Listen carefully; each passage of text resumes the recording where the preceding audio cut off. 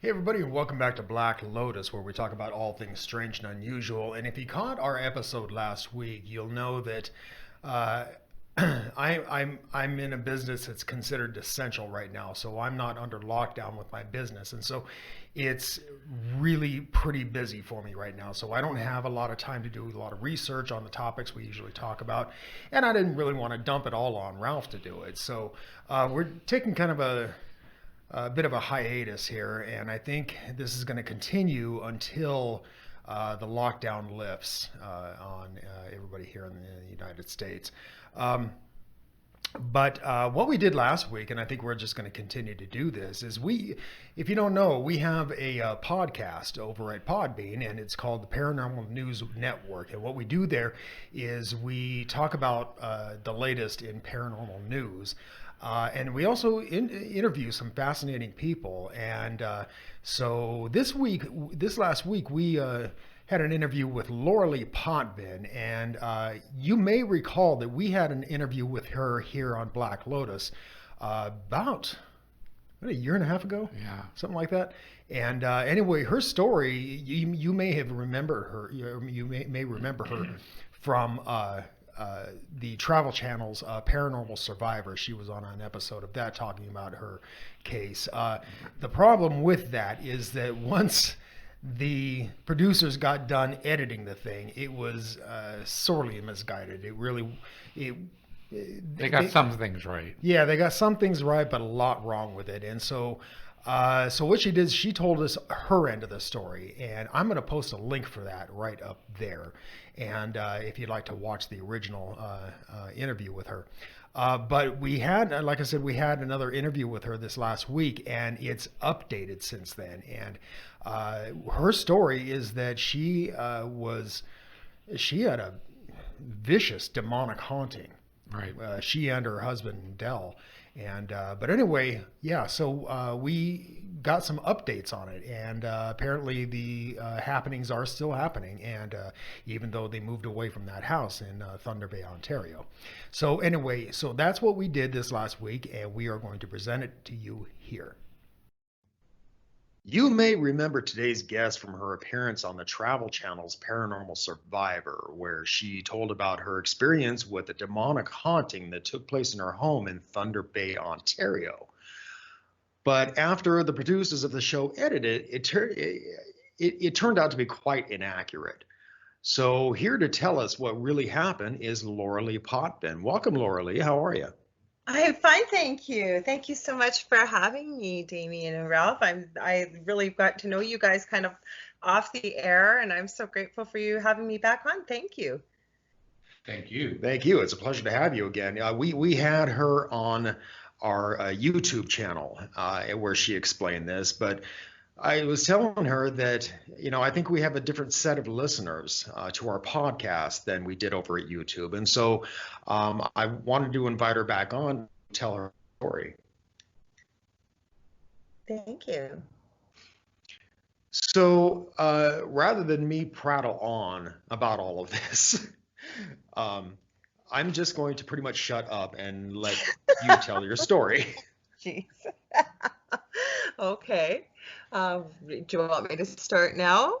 Yeah, sure. Start Okay. wherever you'd like to start as well. Okay, well, I'll try and keep this chronological here.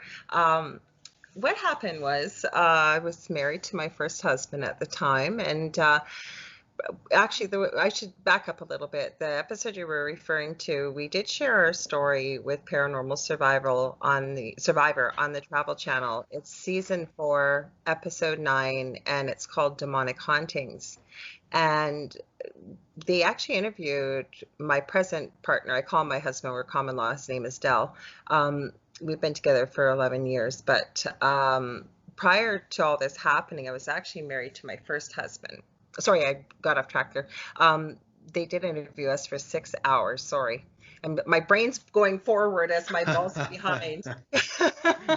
So what happened was they interviewed us for 6 hours with the Travel Channel. We actually provided them with pictures. We had some releases signed by other people that were part of the story. And we never got a chance to speak to the actors that did the reenactments, nor did we speak to the psychics that commented on our episode. So if you see it for the first time, that's kind of how we found out what was going to be on the episode. They never told us. So they got some of the story right. But, and I understand, please don't, for anybody listening, think that I'm being ungrateful. I'm not. I'm very grateful. They treated us really well. The director and the whole team that filmed it. It was just the fact that there's so much of a story here. I mean, they probably could have done 12 episodes because it had gone on for so long. And what happened was, like I said, I was married to my first husband, and we were living in his parents' old house. Um, we had moved in when my oldest son was 15 months old. He's now going to be 25 in July.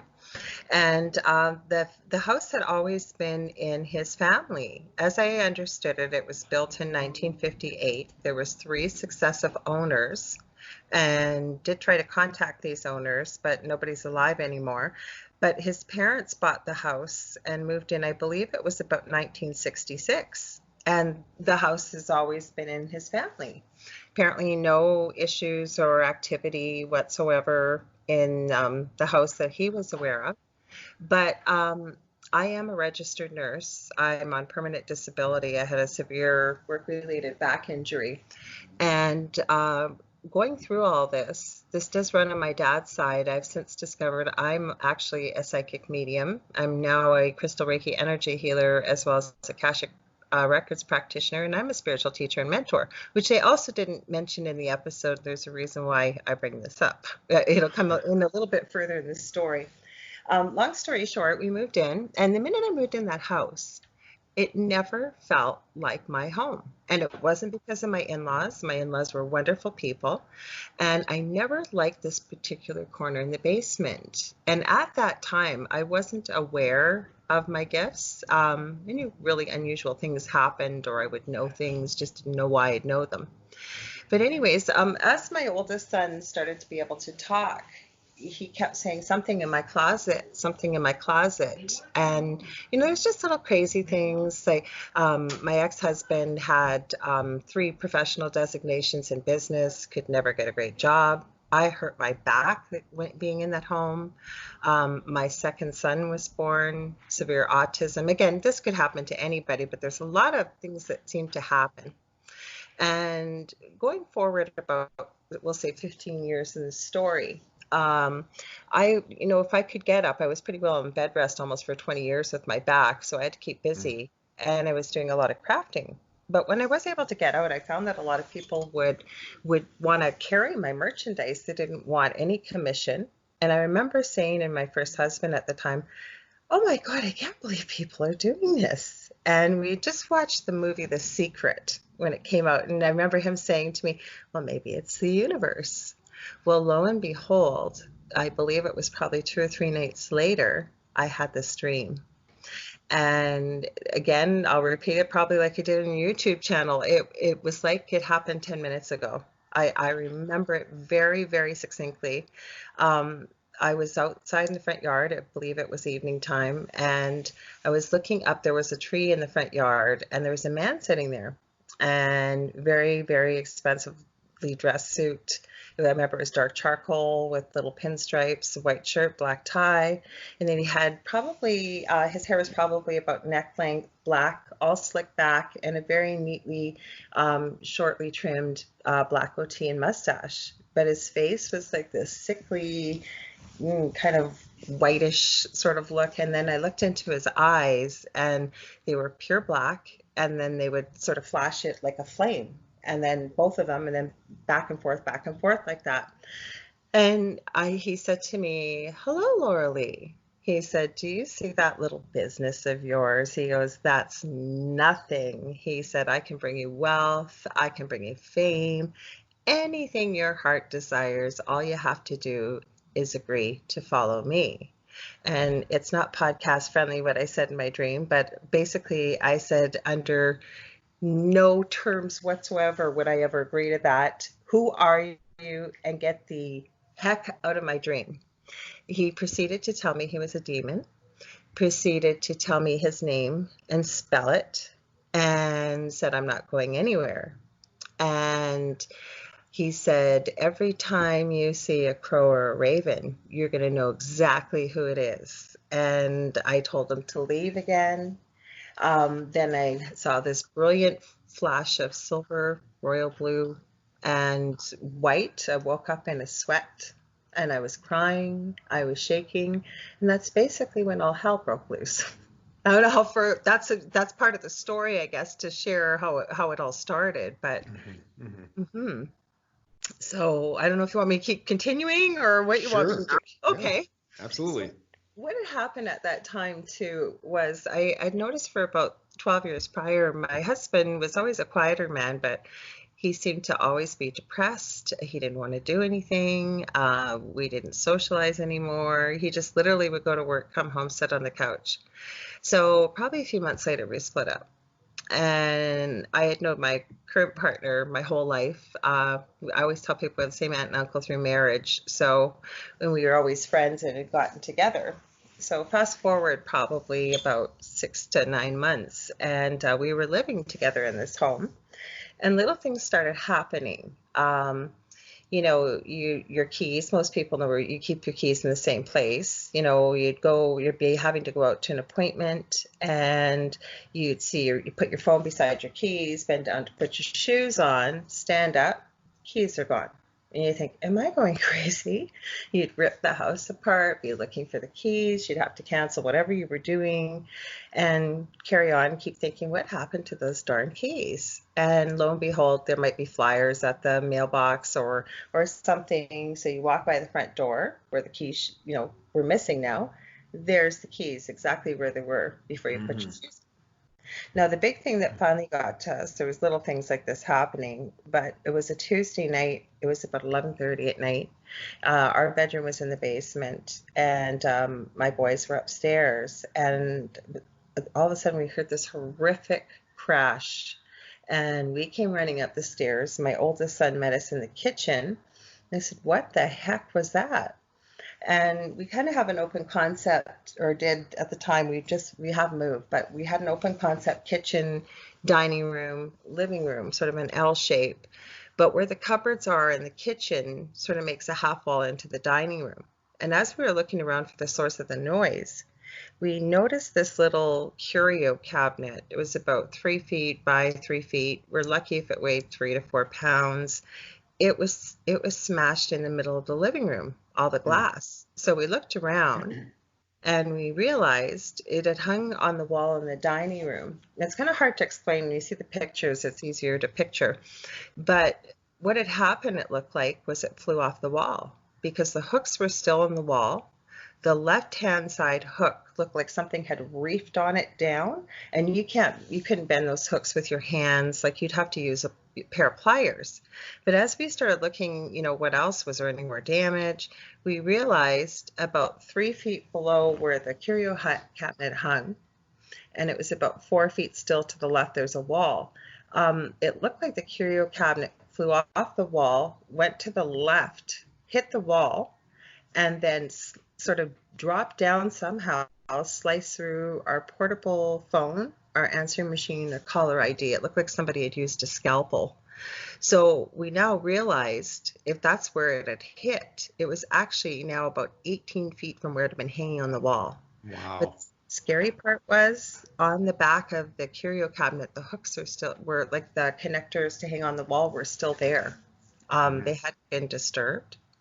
That's when we knew problem. Yeah. So in other words, the curio cabinet lifted itself, or was lifted off the wall and then thrown across the room. Yes, and there was nothing that could have done that. Like, even to this day, Dell is still a skeptic. Like, he's got to debunk something 6 ways from Sunday before he'll even consider it, to be paranormal. So, but as time went on, we had all kinds of things happen. We've been bitten, we've been scratched, we've been burnt. Um, Dell's been thrown 15 feet across the kitchen. We soon discovered that there wasn't just this demonic entity. There was also a female shapeshifter who seemed to take my appearance. And then there was a shadow man or hat man. And then there was I actually have a picture of this and one particular entity, the fourth one. It's quite small.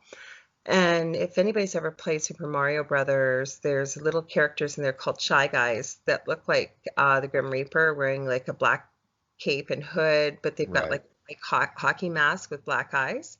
That's what my oldest son nicknamed him, and Dell did too. And they just wreaked havoc on our lives. I mean, I could go on and on, but You know, it's hard to remain skeptical when this stuff is actually happening to you. well, that plus the one thing I do would like to get across to your listeners. So I mean, I haven't watched the episode many times, but like the actress portraying myself really, let's just say she took her role quite seriously. The only thing I didn't care for was, the ballerina dance that she does in the episode. That didn't happen. She's sitting there with a cigarette hanging out of her mouth, looking like she's stoned. Zombie. Yeah, zombie. That's a better word. Didn't happen. And the other part, the only thing that did upset me, I've never hit anybody. Never hit my children. Certainly not hit a partner of mine. None of my animals. And they show her like beating on the actor that portrayed Dell in the episode. So, like I said, I understand they had a story to tell. But like I said, the other reason why, and I'm writing actually a book about this and putting in quite a bit of detail about chronologically what had happened, is that other people have experienced activity besides our family. There's pictures there. I never did EVP work, but there's a friend of mine, Jason Bland, who has a really good live podcast. Let's mention that. What is it called? Paranormal Soup? Paranormal Soup. It's actually live tonight on Sunday nights, 10 p.m. to 1 a.m. Central Standard Time on Facebook and YouTube. I've watched that. It's pretty good. Mm-hmm. So what happened was once in a while he has ITC night, and it was Halloween, and you can tell from looking at these videos, I just happened to call at the last minute, the one in particular, the first one from 2017, and this EVP, the EVPs that go on, it's a good 7-8 minutes. I believe the original call was about 10 or 11 minutes. That's the edited version. I mean, it names people, the things it says in there. This isn't just like a little whisper you could hardly make out. There's some kind of weird male voice with this language. I think you've seen it, haven't you guys? I'm positive you have. I think I sent it to you. Yeah. Yes. Mm-hmm. And then it calls Jason by name at the end. And it's just the creepiest thing. Like it says, I can see you, and I'm searching. And I think it told me to shut up at the first one. And and it named my husband in the second one right at the end. Like I said, there's no way it wasn't planned. And just like I said, it's just a creepy story. And I always say I never went looking for the paranormal. It found me. Regarding those EVPs and the ghost boxes, I've heard a lot of them, and it seems to me that you've really got to, I mean, some of these things that these supposed spirits say, Yeah. it's kind of a stretch of the imagination. You Exactly. can kind of make it out, but not this one. Not this one. I mean, it was pretty much crystal clear. Oh, it was having a conversation. Yeah. And Jason says in the one from 2017, dude, it sounds like it's speaking Slytherin, and it really does. Yeah. And at the beginning of it, you hear this music, and all it kept reminding me of is that video game Legend of Zelda, the old version, I think, with the ocarina, like that music. Uh-huh. It's almost like it's not even a music, it's just that tone. Like it sounded lyrical almost in a way. And then I believe a woman's voice came through. Actually, I do a podcast with on United Public Radio Network, and I do my own on Monday nights, but I co-host with my best friend Seraphine Hurley on Tuesday nights. We had an EVP Tuesday night come through crystal clear. Really? Mm-hmm. Tell the listeners about that, about your radio show, and when and where they can catch it. Oh, okay. I have my own show, The Angel Rock, which is on from 9 p.m. to 11 p.m. Central Standard Time on United Public Radio or www.uprntalkradio.com. And then all the replays can also be heard anywhere where there's talk radio or podcasts. So iTunes, kind of like you guys, PodBean, iHeartRadio, Spotify. But what my show is about is I always try and have a positive perspective, but I cover all areas of the paranormal, including what I do. I work with the archangelic realm, so we could be talking about angels or aliens or time travel, or I really don't like the word conspiracy theory. I like truth seeking better, but always putting a positive spin on it. Sometimes law of attraction, sometimes I do readings on air. I've had, like last week, I had a really good guest on that was actually a witness for the U.S. government. Actually for alien existence in 2001 against the U.S. government, and also worked with Marcel Vogel, who is actually very well known. He's since passed away, for the incredible crystals and the power of Vogel crystals with quartz. And like I think there's only one person in the world that can cut them. They're extremely expensive. They've been measured scientifically. The power that they have. So yeah, I have some interesting guests, and yeah, I guess I think I remembered everything. Oh, I know what else I forgot to mention. While you can listen on UPRN, United Public Radio also has a YouTube channel, so you can watch the show. I'm on video. There's a live chat room, and I love when I've got people in the chat. I make sure I'm always watching it. People have questions. I take calls in if people want to call in. You've been on there, Damien. Yep. And is that the same name for the YouTube channel? Yeah, United Public Radio. Yep. So and this is on YouTube you're talking about, right? Yeah. So what? Joe Montaldo, who actually is one of the original founders of ICAR. I always get messed up what it means. International Center for Alien Research, I think it is. And he's also our producer. And he's had this station around for about 17 years. So I broadcast actually out of New Orleans. And yeah, I love being there. Got great people we work with. And like I said, on Tuesday nights, I do Tripping the Void, same time with Seraphine Hurley. She's in Florida, actually. And again, we talk about, well, we always joke and say we talk about whatever we want because it's our show and nobody else's, but that's not true. So we usually try and talk about current events, or like last week we talked about the strange and weird things that have been going on, or, we've done time travel, we've done 911 time travel calls, or like I say, we just try and keep it interesting. Again, same thing, get people to watch it on YouTube as well. And people do call in, or I make sure I'm usually the one monitoring, and will, take people's comments and questions, and it's a lot of fun. You had mentioned something about aliens, and I was wondering your perspective on this, about the increase in UFO sightings since the coronavirus shutdown. Excuse me. Well, it depends. I've always believed in this. You know this yourself, Damien. But with the coronavirus, and there's a meme going around that during the COVID-19 right now, the U.S. government has confirmed that aliens exist and nobody's even cared or noticed. Right. We mentioned that on our previous episode. Nobody cares, and I think people are just jaded at this point because, I mean, with everything that's going on, they just, okay, well. Yeah, what else is new? Like, right. Yeah, kind of like, duh. Like, even Tom DeLonge, I used to love the band Blink 182, and he left the band. He's made such a lot of people made a lot of fun of him because he is a pretty strange and odd individual. But he apparently, I was just watching I watch a lot of YouTubes. I think it was Rockfeed, and he's usually pretty good about his stories. He really does, confirm when he's sharing news. And I believe Tom DeLonge actually, or DeLong, has a contract with the U.S. Navy having to do with the space travel and all kinds of stuff. Right. And as far as I know, he was ordered to turn over these videos along with some material that was gifted to him, or maybe he bought it from Linda Moulton Howe. Okay. And but apparently that's under wraps now too. That's still classified.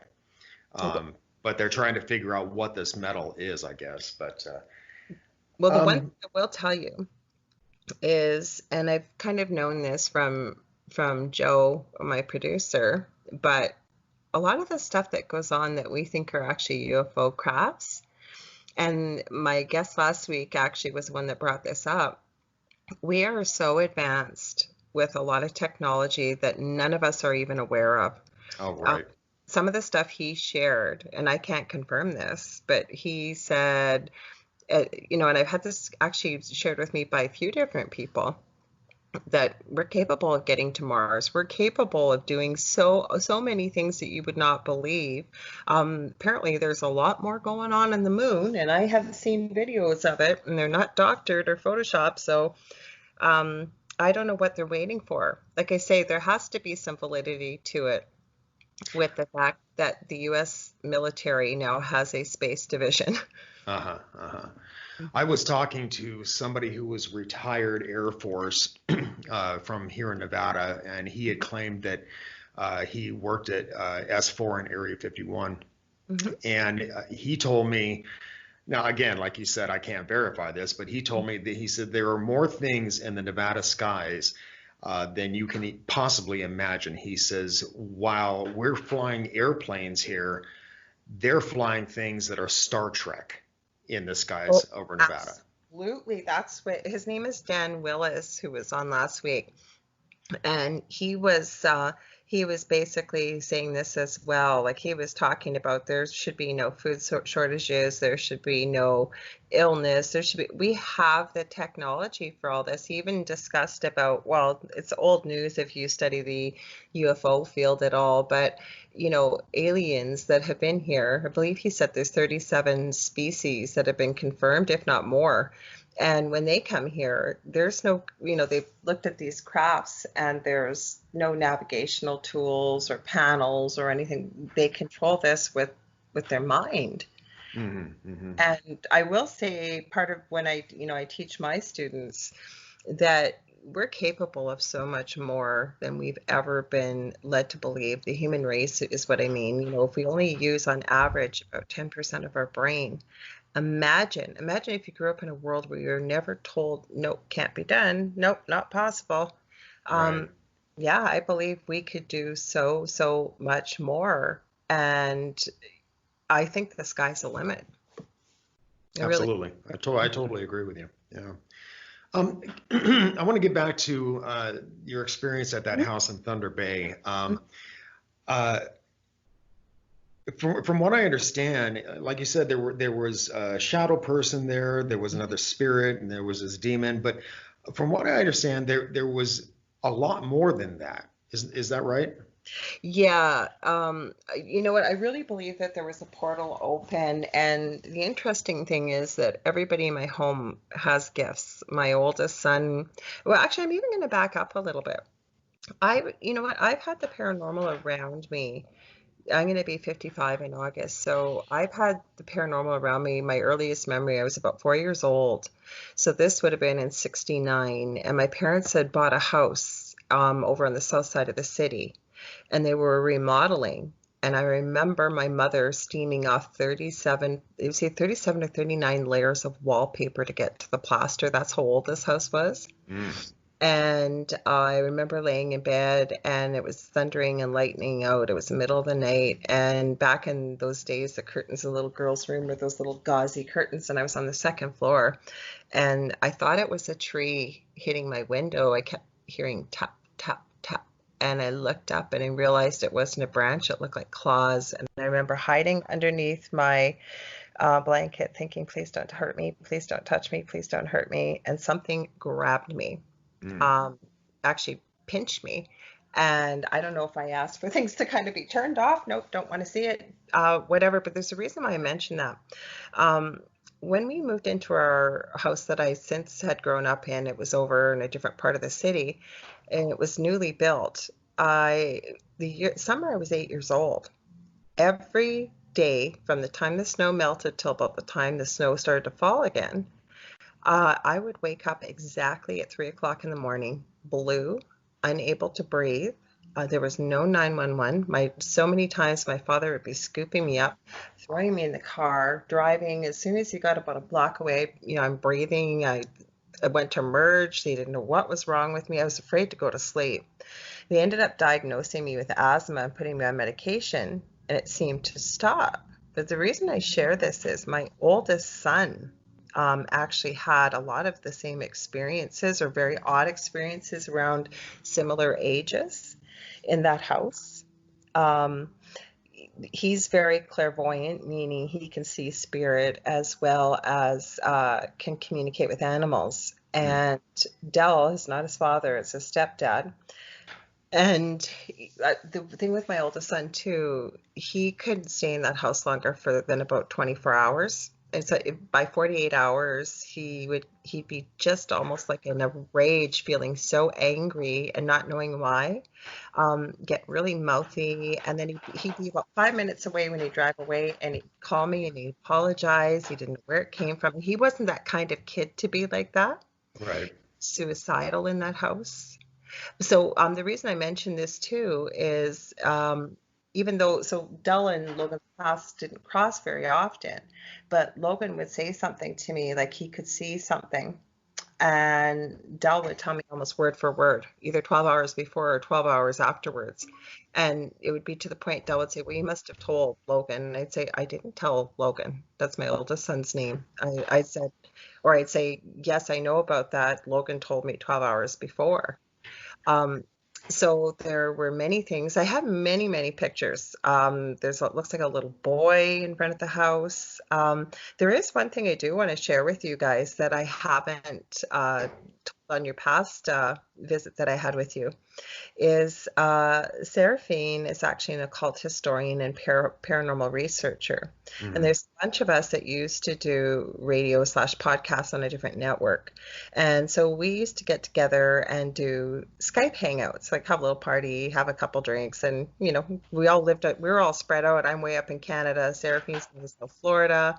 There was a couple that were over in Massachusetts. And then there was another one of our friends that is a demonologist. She's actually sanctioned by the Catholic Church to go in and see whether or not they need to have an exorcism. She was over in Colorado. And one night after a couple drinks, I said, you guys, you know what? And I was sitting in the most active part of my house. I said, you guys have never, ever, ever done anything with me about the paranormal. And they go, you know what? You're right, because the couple of Massachusetts were also paranormal investigators. They also have written some books with a friend out in Colorado. So they're pretty well versed in all of this stuff. So they were all using different devices. Obviously, they were nowhere near each other, and they decided to start trying to communicate with what was in my house. They were all getting the exact same responses at the exact same time, if you can believe that. They were absolutely shocked. Well, they were absolutely shocked. Like, when does that ever happen? Never mind the distance. I mean, basically, you've got almost a diamond shape. I'm up in northwestern Ontario on the lakes of, or on the shores of Lake Superior. I'm about 35-40 minutes away from the Minnesota border. And then, you've got the West Coast, you've got the East Coast, and then you've got right the south of the United States. And how is that happening? Everybody's not using the same devices. Mm-hmm. Yeah, interesting. You had mentioned that you were being awakened at 3 o'clock in the morning. Yeah. And, and from your description with the claws and that kind of thing, we had Heidi Hollis on. She's a very good friend of mine. She told me that she'd been on your show. I was just talking to her today. Yeah. And Yeah, listeners, if you haven't caught that show, it's Heidi Hollis is the one who originally coined the term Hat Man and Shadow Person, and but she had mentioned something about that, is that 3 o'clock seems to be a favored time for shadow people to make their little appearances. Well, the I weird haven't I haven't found that to be the case here. We have a shadow person that lingers in our hallway, and I one. haven't found that to be the case. But we're not usually up till 3 a.m. But we'll see the thing as we're sitting out in our living room watching television, and it's just a glimpse of it, and then it's gone. Wow. But you know what? And you think about it, like it's almost like that joke of somebody's having a drink early in the day. Well, it's 5 o'clock somewhere. It's Yeah, almost like it's 3 a.m. somewhere too. Like, why does it pick 3 a.m. wherever you live? yeah. But that is interesting that you brought that up because with Dell, like this female shapeshifter, what she would do, and I remember one night, actually it was about 5 a.m. and our bedroom was in the basement and Dell's up in the kitchen and he's making a sandwich. And all of a sudden he comes flying down the stairs and he says, "Did you just come upstairs and smack me across the shoulders super hard twice?" And I looked at him and I went, "What?" Like, I haven't even moved off this bed, and I always tease him that he's been to way more concerts than I have, and his hearing is so sensitive. You swear to God he has a hearing aid in. And I said to him, "You would have heard me come up the stairs." And I said, and I've never ever hit you before. Why would I come upstairs, smack you, and run back down here again? What happened? And he goes, I had my back turned, obviously, and I'm facing the counter making a sandwich. And he says, all of a sudden I got smacked, like whacked twice, really hard, twice on the left shoulder, upper shoulder. He said, I got hit so hard my head went into the upper cupboard. He said, I Wow. spun around and he goes, "It was you." And I go, "Well, what do you mean it was me?" He goes, "It was the exact replica of you from the back, like your hair, a really long hair, same length, same clothes, same everything." And I said, "Okay, so what did this fake me do?" He goes, "Well, when I spun around, I could, it was you, but as you have to kind of turn a corner as you go out the kitchen and down the stairs to her bedroom." He goes, "As she started to turn the corner, she disappeared." And I said, "Well, as far as I know, I can't disappear. So why would you even think that was me?" So, yeah, that happened. It always seemed to, if I've heard of doppelgangers before. So I was worried, is that what it is with the lore that goes with that? I think it was, to be honest with you, the head minion was there, and these entities that were beneath him were part of his team, if you will, because the other time that it seemed when was making a sandwich in the middle of the night, and he didn't even tell me about this at first. They kind of showed some of this in the episode, is that he was bending down and apparently he was in the fridge. He was trying to look for the mustard. And all of a sudden, next thing he knew, he flew almost kitty corner 15 feet into the counter, cut his arm. And as he stood up, he's thinking, "Whoa, did I just get shocked from the fridge or something?" Like, this is in the beginning when this all started. And then he said when he stood up, as he turned around, like he was kind of stunned, there's the mustard that he was looking for behind him on the counter. And he said he didn't see it fly out of the fridge or anything like that. But he didn't tell me about this for about 2 days because he said, "I thought there was something wrong with the fridge. I went and got my electrical tester and I'm testing all the wires because, God, if this happened to me, if it happened to one of the kids," or he said, I had no explanation. Same thing as everything in my house was broken, or would keep breaking. Even our security cameras that we had, we brought the box into the company we had bought it from because they wouldn't record anymore. You could see what was going on the screens because we had a TV screen, the monitor in our bedroom downstairs. There was nothing wrong with it. They replaced the box. We tried wiping it, putting new firmware on, whatever. There was nothing they could do. They could not explain why it wouldn't record. And same as my stove. It was a relatively new stove. The element in the bottom wouldn't work. It was broken, or so I thought. But we had the guy come. It had power to it. He replaced it. It would not turn on. I was on 9 tires on my old vehicle, battery after battery after battery in all the vehicles. I mean, I could go on and on. I believe some of our pets may even have died because of can I prove it? No. Right. But You had mentioned your stove, and one of the things they depicted in the Paranormal Survivor episode was that the oven closed on your arm as you were trying to take something out, and it burned you, and it burned the symbol of this demon on you. Is yeah, that accurate? yeah, it is. But they had a picture of the burn. But I've had so many people contact me and say, "Is this so and so?" And it's like, no, they decided to put whatever symbol on the actress. What had happened was, excuse me, my son, second son, my youngest, has severe autism. He only eats 6 foods, and he eats chicken nuggets and fries. And because the element's wasn't working, I would have to use the God, I can't think tonight, the broiler. So I had the broiler on, and as I was taking his food out, and I had the oven door right down, all of a sudden the oven door closed on my arm. And I thought, oh my God, like did one of the dogs hit that or something? I'm looking all over. Nope, it just closed on my arm.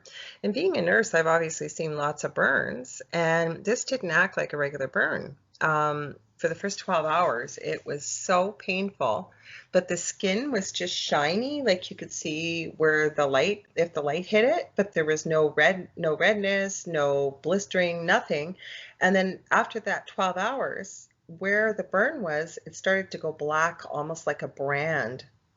And what else had happened is I'd been given this demon's name. He spelt it for me, told me it's animal form.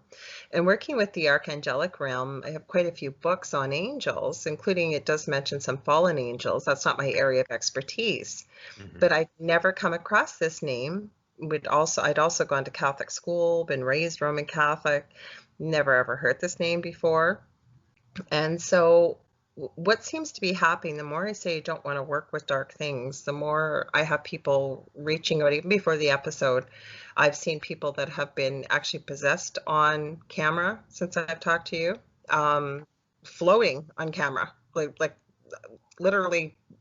Like I said, I'm still stumbling. I was like, I didn't know what. Anyways, so somebody had contacted me and said, I had this dream, and it was a strange dream. It was almost like some kind of entity was trying to get me to invoke it, and they kept giving me this name. Is this demonic? And I said, again, not my field of expertise, but I could certainly take a look for you. And as I was looking up this name, I found this resource on the web. There, I found the exact name I'd been given in that dream. It was probably about 10 years prior. And everything it had told me in that dream was exactly what was on the paper or in this article. And I actually looked up a few, yeah. So it was supposedly one of the first 40 that under the fallen angels that was created. It's very old. It's also animal form was a crow. Also, they all have a symbol. And it looked like the burn almost looked like the outline of its symbol. So they did kind of show it in the episode. So, Ralph, do you have some questions? Yeah, one of the other things we had talked about last time, and I found interesting, was the story about Dell and his convulsions and the goo that came out. yes, they did put that in the episode. That was pretty accurate. So what had happened is, I hadn't slept for about 6 days. I just couldn't sleep. I do have chronic pain anyways. So I was beyond exhausted. And we did have security cameras in the active part of the basement. I can share with you why after this. I don't know if I shared that on the previous episode, but long story short, all I remember is Dell coming into, I was having a cigarette in the basement in that area, and him being really, really forcefully like come on, you've got to get out of here now. And I'm a really calm, kind of laid back person. It takes a lot to get me angry.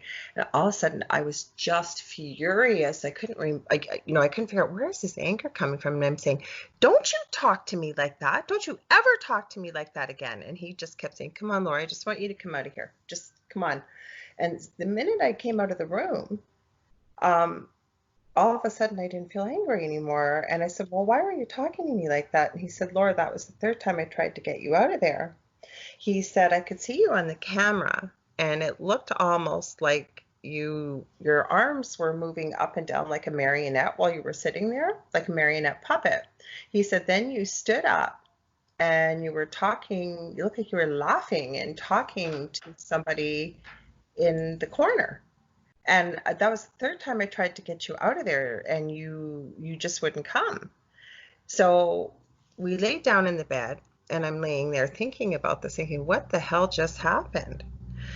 And it was about 45 minutes later and Dell was asleep and he was on his side and all of a sudden it was like he was seizuring and I'm shaking him, Dell, Dell, Dell. And it was his voice. It was his voice, but it wasn't. He was saying, I'm okay. I'm all right. And I'm going, oh my God, what the heck? So even with my bad back, I slept against the wall. So I jumped out of the bed and I'm shaking him, like, cause I had him sat up by then and he's choking. And I'm thinking, oh my God, if I was in the hospital right now working, I'd be grabbing suction and I didn't have a phone nearby. And I'm thinking, oh my God, is he going to die? And all this black, it almost looked like, that jelly that they use for ultrasound, like it's clear, but it's like, I don't know how else to describe it, like KY jelly, but it was black and it was coming out of his mouth and he was choking. And all of a sudden it was almost like he woke up and there was all this black stuff and he didn't know what had happened. And he said his ribs felt like they were breaking while this was happening. So I don't know what happened. It's been surmised that from the psychics that were on there, what happened. So that's basically that. So after that, one of us stayed awake all night long to watch over the other three while they were sleeping. That must have played hell on your relationship. So I'm kind of curious, did you happen to collect a sample of this black goo? I'm going to tell you, I'm smiling right now, and it's not because it's funny. I am not kidding you, because I grabbed a bowl that was, I think we had dinner down there. It was an empty bowl. I grabbed it because it was coming out of his mouth, and I'm using Kleenex, like trying to, there was quite a bit. And as it, like the bowl obviously was off the side, I'm cleaning up, and I think, hey, I really should take a picture of this. And I thought, oh God, no, I'm not taking a picture of this. And I thinking, no, I should really take a picture of this. And I didn't, and I wish I had. But you got to remember that, I'm much more knowledgeable now. And this is even before the TV show, because this was like a full-time job for me. Like I said, I never went looking for the paranormal. It found us. Right, and right. I was aware of it. I was respectful of it. I mean, I'd seen enough unusual things working nights in the hospital to know, there's more than just life on Earth here. And so yeah, like I don't know. So I was going to sorry, I lost my train of thought there for a minute. I should have explained to your listeners, I haven't had any sleep. I apologize. No, I'm not going through another episode like before. I've just got a couple things preparing for later on tonight to do something live, and you know how time gets away with you. So I kind of wonder if it was some sort of ectoplasm. that's exactly what it looked like, and that's exactly what I thought it was. I know what I was saying to you. It came back to me. Sorry. No, so I wasn't as knowledgeable back then, and I apologize. I knew it would come back. I wasn't as knowledgeable back then, and I didn't have the resources that I have now, nor had I've worked with a lot of teachers, a lot of mentors, studying, reading, speaking to all different kinds of people in the field. And yeah, that's what keeps coming up. But that was actually what went through my mind, even back then with not knowing what I know now. It was ectoplasm, black ectoplasm. Yeah, very strange. I know that you had a really hard time getting people to come out and investigate. And part of the reason was because of the fact that you were kind of inaccessible where you lived in Thunder Bay. And I get that, but there were some people that did respond to you, but then for one reason or another, they had to cancel. I mean, and it was one thing after another. Something always happened right from the beginning. What we did was we started locally.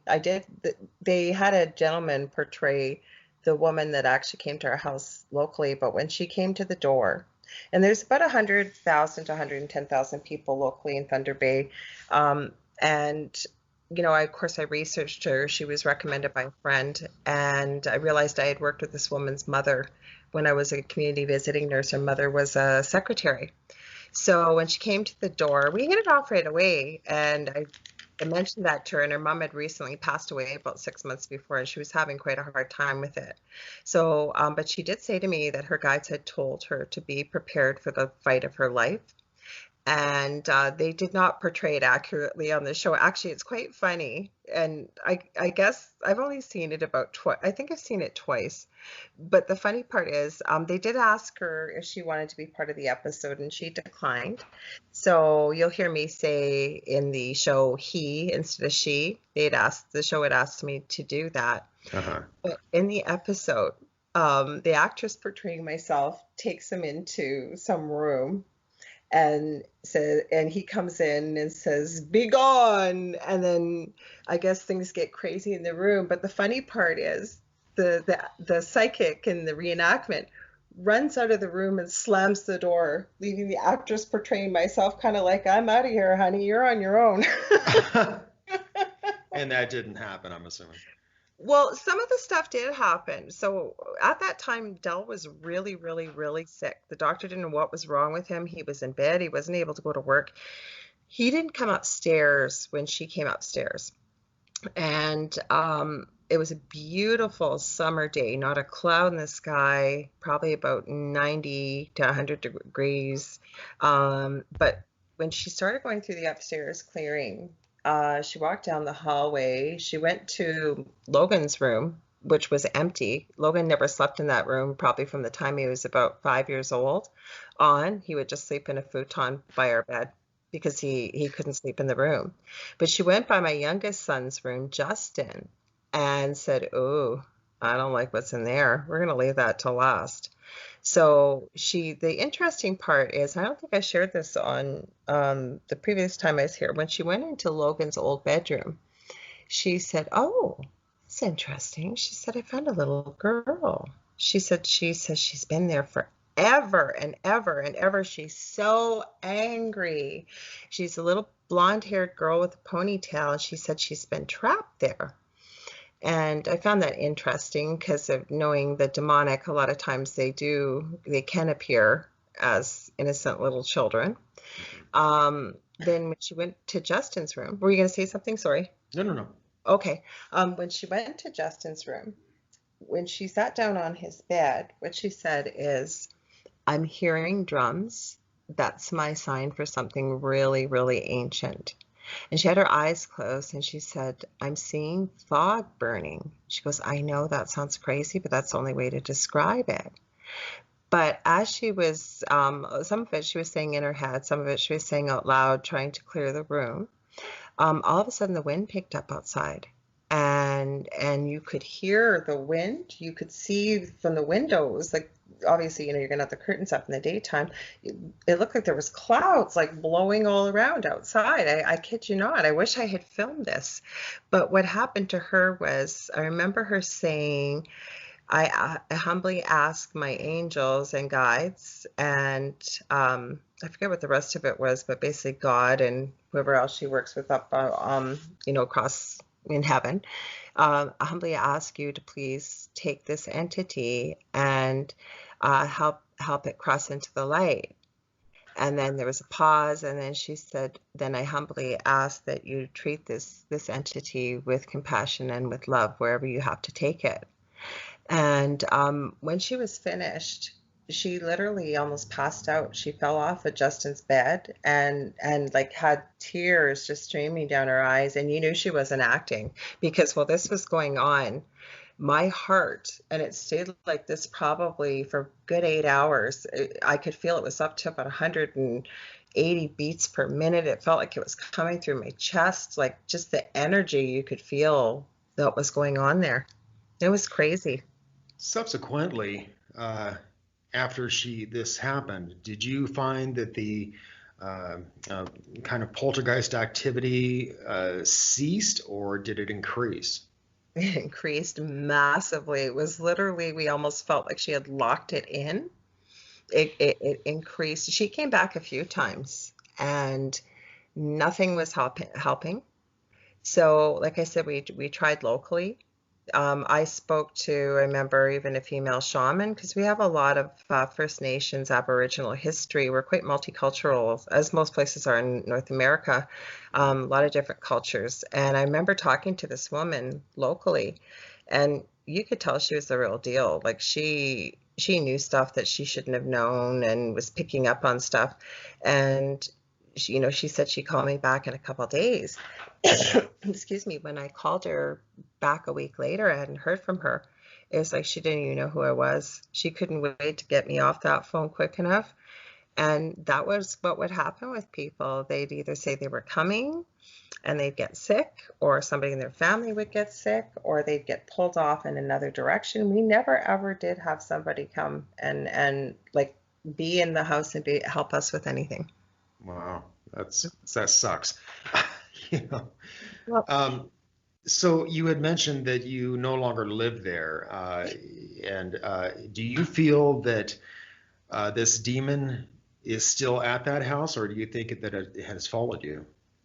well, what happened was we moved out pretty quickly, and my boys at the time, when we were looking for a place to live, this was just this year in just after New Year's.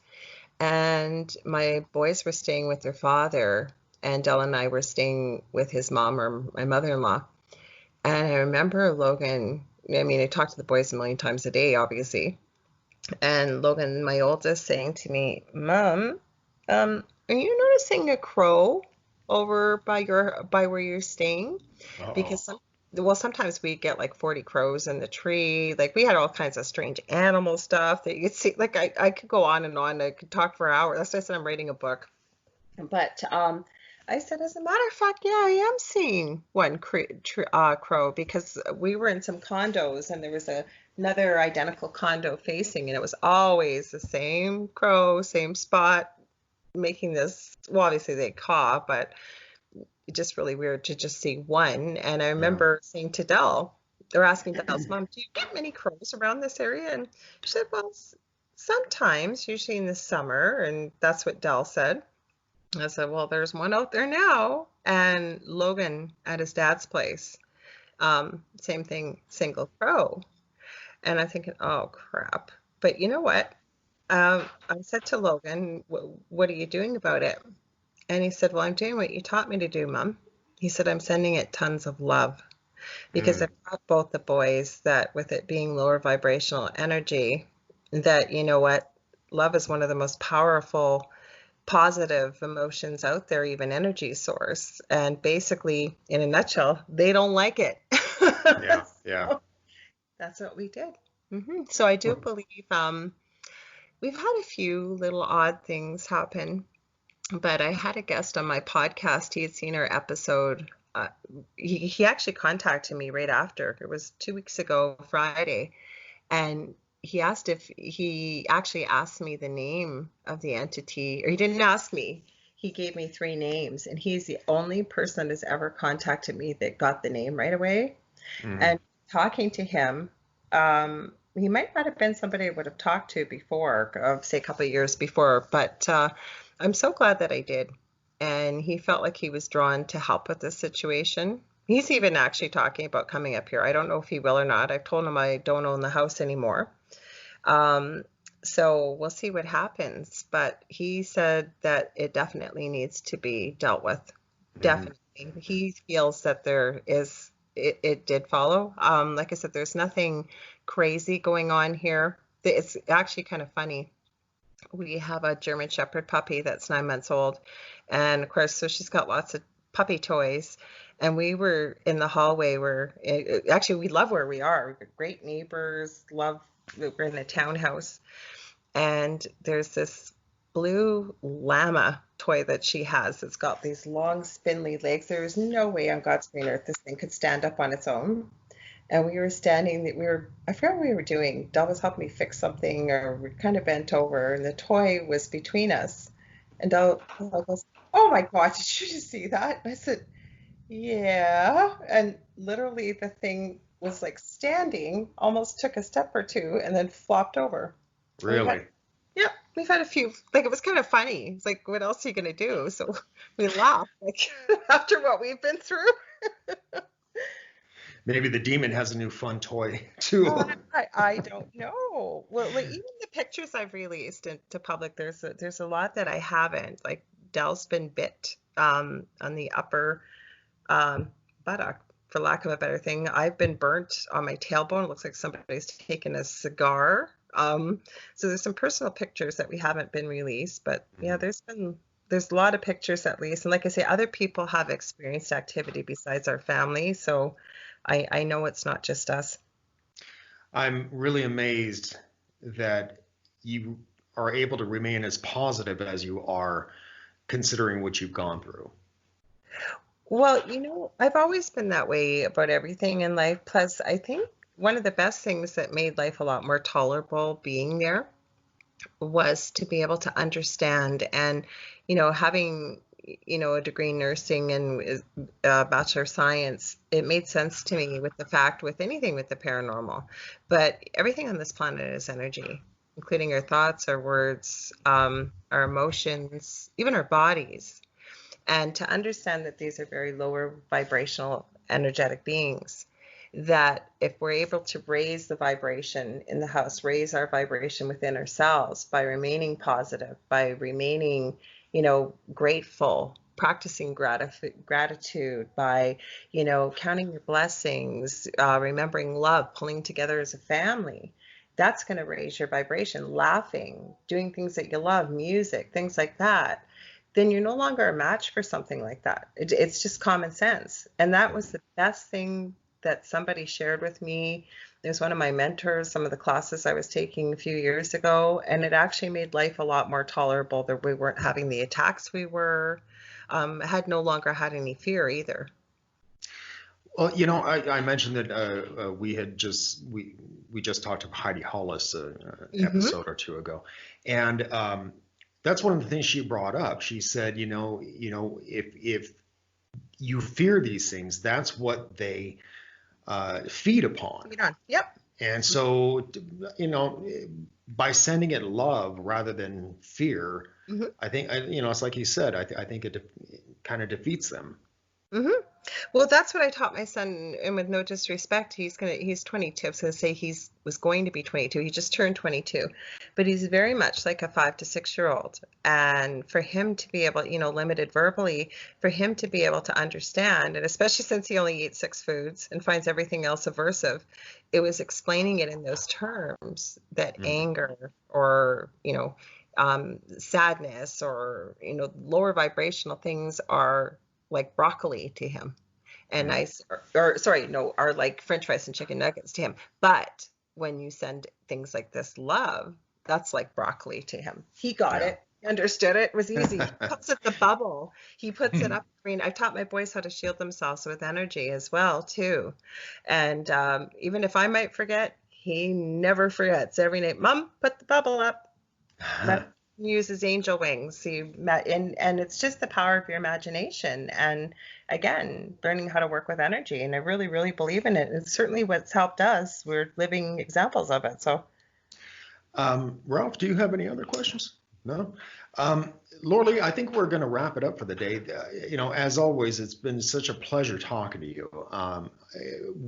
I first encountered you after I had watched that Paranormal Survivor, and I saw you were a mutual friend with I think it was Gavin Davies on Facebook, and so I went, wow, there she is, and I immediately contacted Lorilie, and so that was well over a year Oh ago, I yeah, think. And yeah, more than that, I think. and yeah, and yeah, I just love talking to you, Lorilie. I mean, I think your story is fascinating, and